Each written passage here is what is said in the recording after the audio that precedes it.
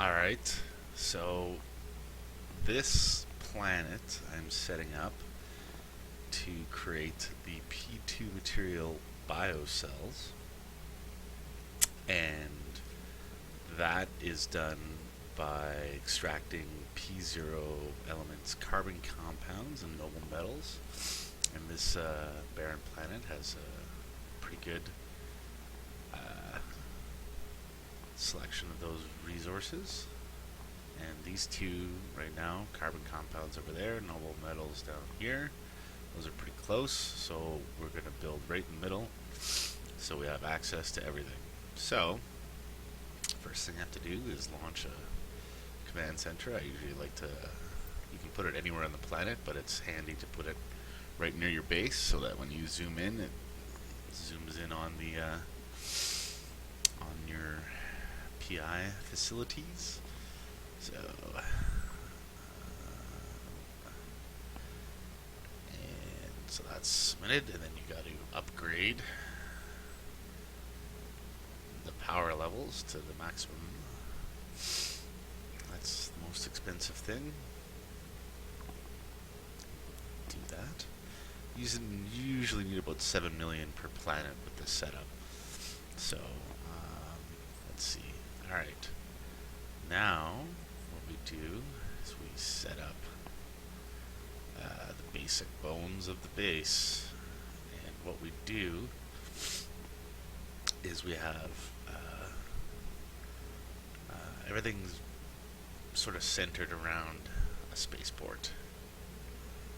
So let's make sure we're not going over anything. Yeah, that's pretty good right there. Put that in. And then we set up, the spaceport is used for importing and exporting to the planet. So, what else do we need here? We also need some processors.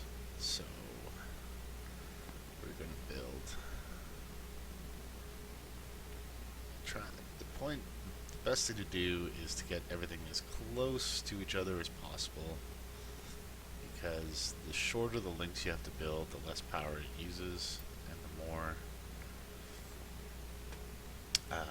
extractor heads you can have to keep it just the pipeline full. So 4 basic industry processors. There we go. Just like that. And then we also need a storage facility, which I'll explain later. Get that as close as possible.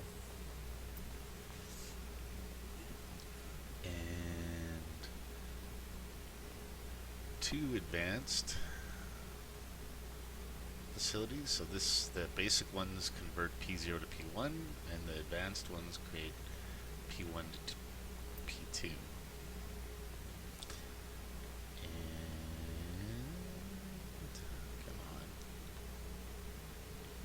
Okay, and then also we need the extractor control units. This is what actually gets the resources.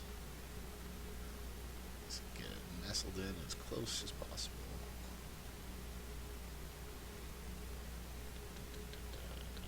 Come on, get in there.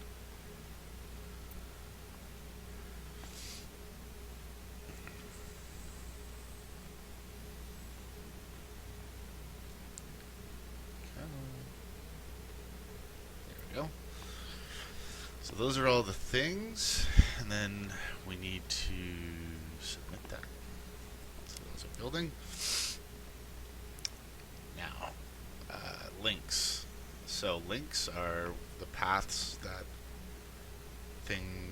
so you can move items from node to node as long as there's a link on them. We use it to set up the routes later on.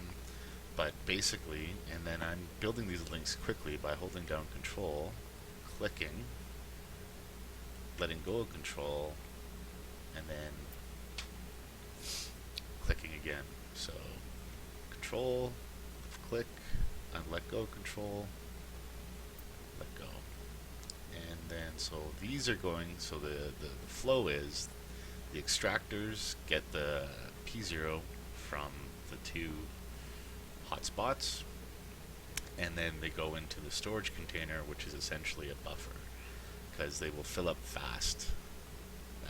When I show you the extractor cycle, you can see that it's front loaded, so most of your stuff comes at the beginning. So basically you want these to fill up this storage unit with P0, and then what we'll do is we route the P0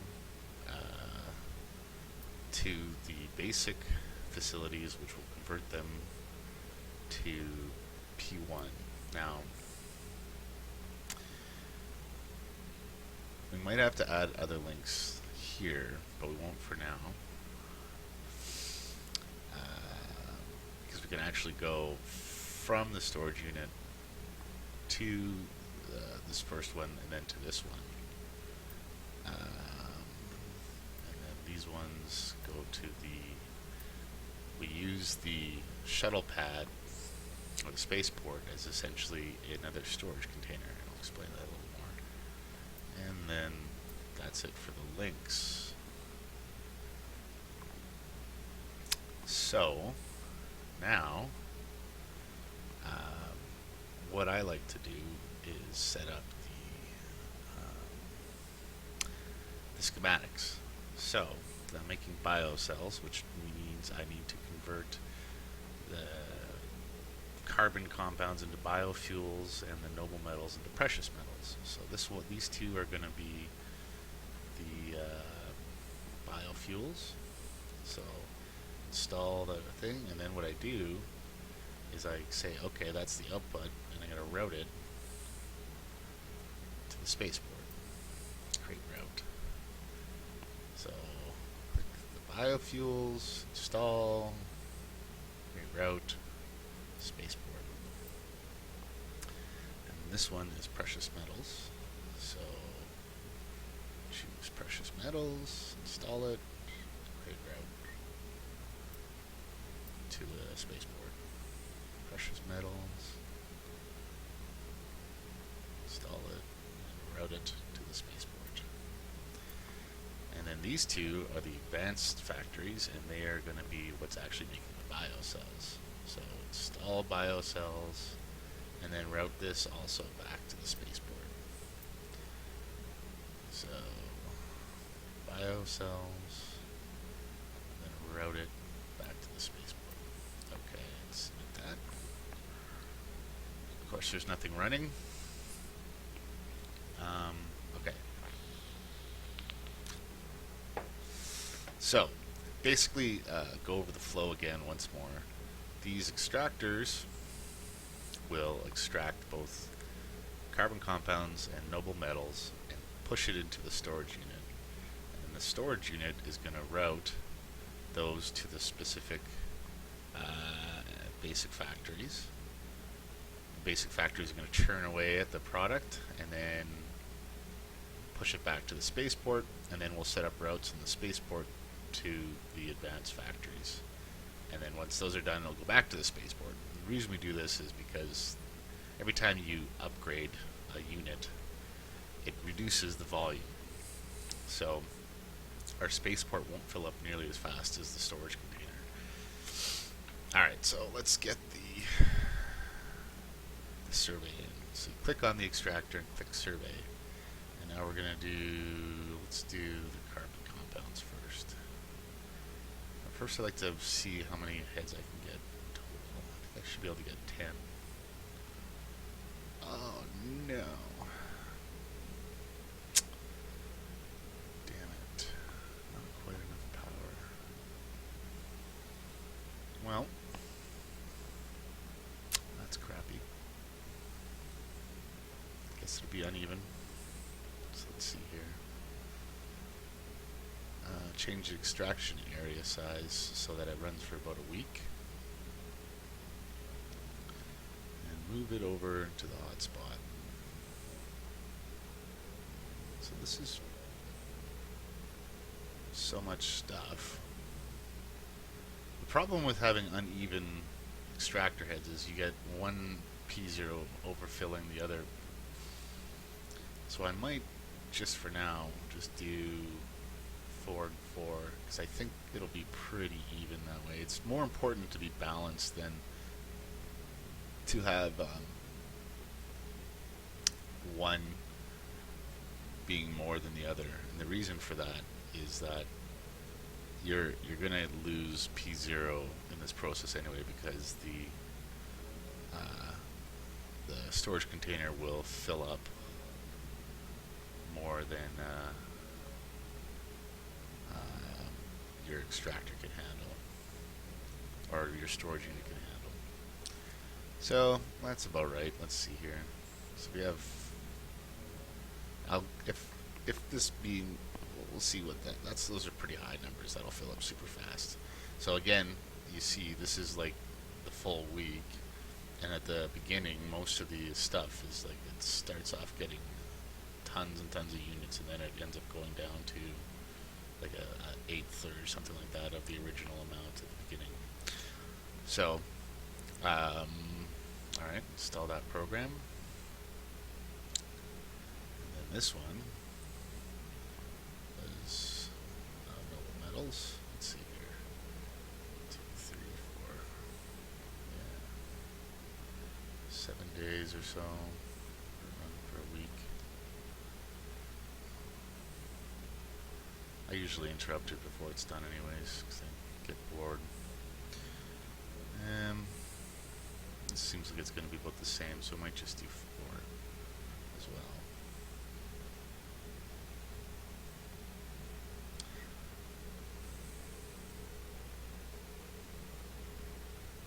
Yeah, those are pretty much the same numbers, so let's see here. Alright, install that. Submit it. Alright, now we are extracting.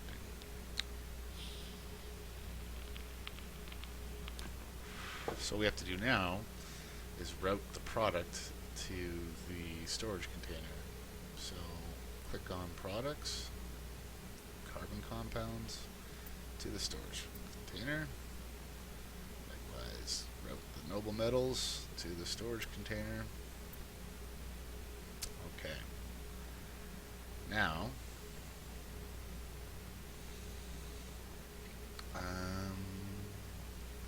so we have routes. Alright, so you see, if you click on routes, there's these, so you can route incoming stuff.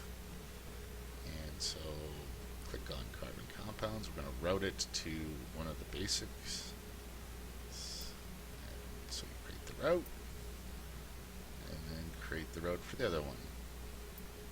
Route it away. And then now we do with noble metals to the other ones. Create route. Create route.